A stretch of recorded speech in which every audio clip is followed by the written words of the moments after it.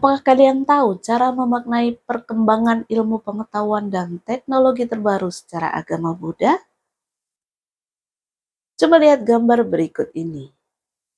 Apakah kalian pernah melihat produk teknologi yang canggih seperti ini? Bagaimana pendapat kalian tentang adanya teknologi canggih seperti ini? Nah, kita akan mempelajarinya dalam pembelajaran ini bersama saya, Ibu Kuntari. Namo Buddhaya.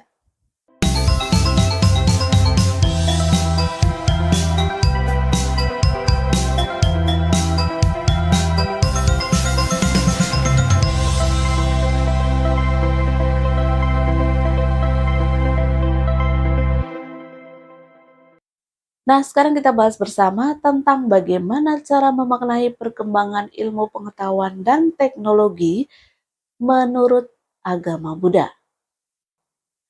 Pikiran adalah pelopor dari segala sesuatu.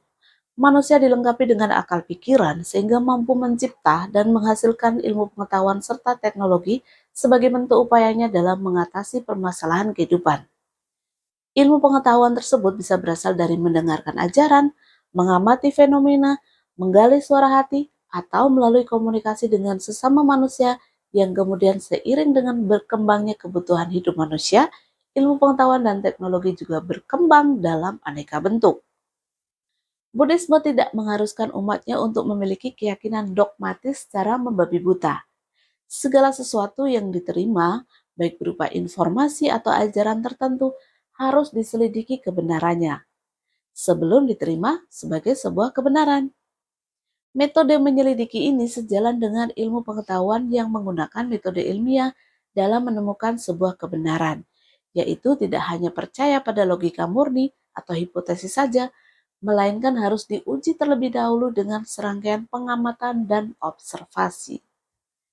Berbekal konsep ehipasiko, agama Buddha akan dapat diterima sepanjang waktu dan tetap relevan dengan perkembangan ilmu pengetahuan dan teknologi. Kebenaran maupun produk teknologi apapun yang kelak ditemukan oleh kecerdasan manusia tetap dapat diterima dan tidak bertentangan dengan agama Buddha setelah melalui proses pengujian dan pembuktian. Sikap tidak mudah percaya dan kritis terhadap segala sesuatu akan memberikan keuntungan bagi manusia, sehingga selalu berusaha mendapatkan pengetahuan-pengetahuan baru. Nah, sekarang kita lihat bagaimana teknologi dalam pandangan Buddhis. Buddhisme menekankan pada pengelolaan pikiran, bukan sekedar mempercayai kekuatan supranatural yang mengendalikan kehidupan manusia. Karena berpusat pada pengelolaan pikiran setiap individu, ada kebebasan bagi manusia untuk mengembangkan daya ciptanya. Kebebasan dalam berpikir dan berkreasi ini mampu mendorong manusia mengembangkan berbagai ilmu pengetahuan dan teknologi.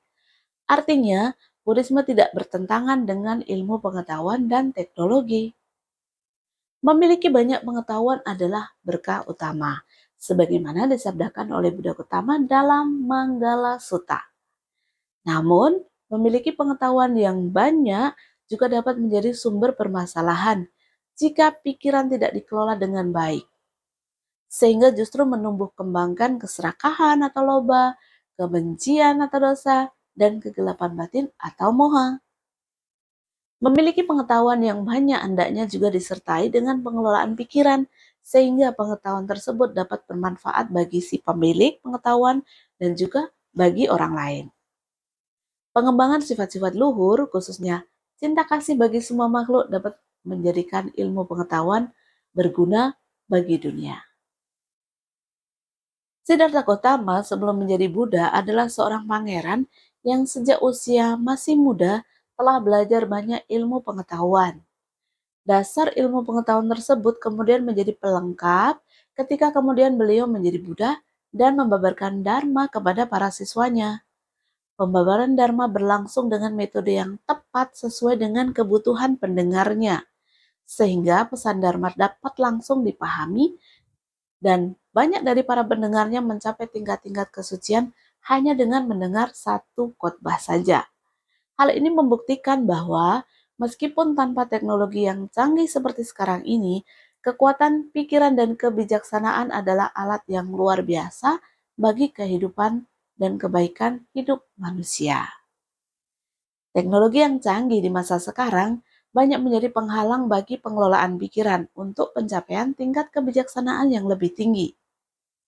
Ketika manusia diperalat oleh teknologi, akhirnya mengabaikan nilai-nilai kebaikan dan kebijaksanaan, sehingga manusia tenggelam dalam euforia teknologi. Hal ini bertentangan dengan ajaran Buddha. Kemelekatan terhadap alat-alat atau teknologi adalah salah satu penghalang kemajuan batin.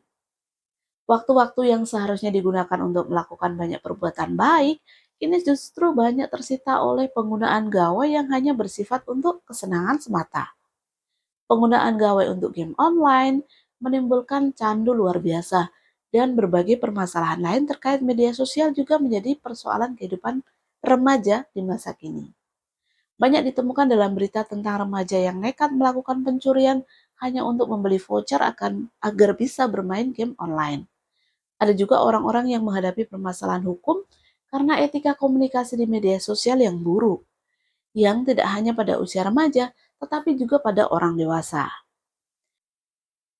Berbagai permasalahan yang muncul terkait dengan teknologi bukanlah kesalahan teknologinya, melainkan pada penggunanya. Teknologi dapat menjadi alat pembunuh, misalnya pada kasus perundungan atau bullying. Penggunaan gawai yang berlebihan dapat membuat seseorang mengalami gangguan kognitif, gangguan perilaku, kelebihan berat badan, dan merusaknya organ fisik seperti mata, lengan, dan lain-lain. Teknologi sesungguhnya hanyalah benda atau alat yang bersifat netral. Pengguna teknologi tersebut yang menjadikan teknologi sebagai alat berbuat kebajikan atau justru berbuat kejahatan. Ajaran Buddha tentang pengelolaan pikiran sangat sesuai dipraktikkan kapan saja. Bahkan di masa sekarang ketika dunia mengalami perubahan luar biasa dalam hal teknologi informasi dan komunikasi. Bekal Dharma tentang pelaksanaan Pancasila Buddhis adalah standar kemoralan umat Buddha yang dapat berfungsi menjadi pengendali terkait dalam penggunaan teknologi. Selain Pancasila Buddhis, alat pengendali manusia dalam menggunakan teknologi adalah meditasi yang berfungsi untuk melatih pikiran agar selalu penuh perhatian dan waspada dalam melakukan semua aktivitas kehidupan. Pikiran yang terlatih dengan meditasi akan mampu membuat kita lebih waspada saat menggunakan teknologi, misalnya ketika bermedia sosial, sehingga tidak melakukan pelanggaran etika atau hukum. Meditasi juga dapat menjadi pengendali agar tidak kecanduan dengan gawai yang berakibat menjadi manusia antisosial. Kehidupan manusia yang normal adalah yang tetap bersosialisasi di dunia nyata, melakukan aktivitas yang bersifat gotong royong, dan nilai-nilai kebaikan lainnya. Peran orang tua dan masyarakat sangat dibutuhkan untuk mencegah remaja mengalami penyalahgunaan teknologi, khususnya gawai. Apakah kalian dapat menyimpulkan bagaimana pandangan agama Buddha tentang teknologi? Ya, ajaran Buddha tidak pernah bertentangan dengan ilmu pengetahuan dan teknologi. Hal paling penting yang perlu diingat adalah bahwa ilmu pengetahuan dan teknologi adalah alat untuk mencapai kebahagiaan hidup. Jangan sampai kehadiran iptek justru menjadi sumber penderitaan baru bagi manusia. Nah, jika kalian sudah memahami tentang teknologi dan pandangan Buddhis, apakah kalian juga sudah dapat membandingkan teknologi pada zaman Buddha Gotama masih hidup dengan teknologi zaman sekarang? Coba sebutkan beberapa perbedaannya, misalnya dalam bidang teknologi pertanian, transportasi, komunikasi, dan lain-lain. Bisa?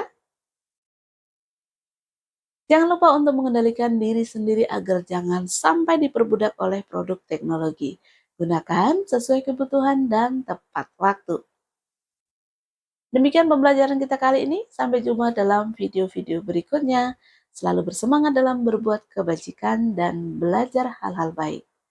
Wisata Bantu Sukitata. Semoga semua makhluk hidup berbahagia. Sadu, sadu, sadu. Namo Buddhaya.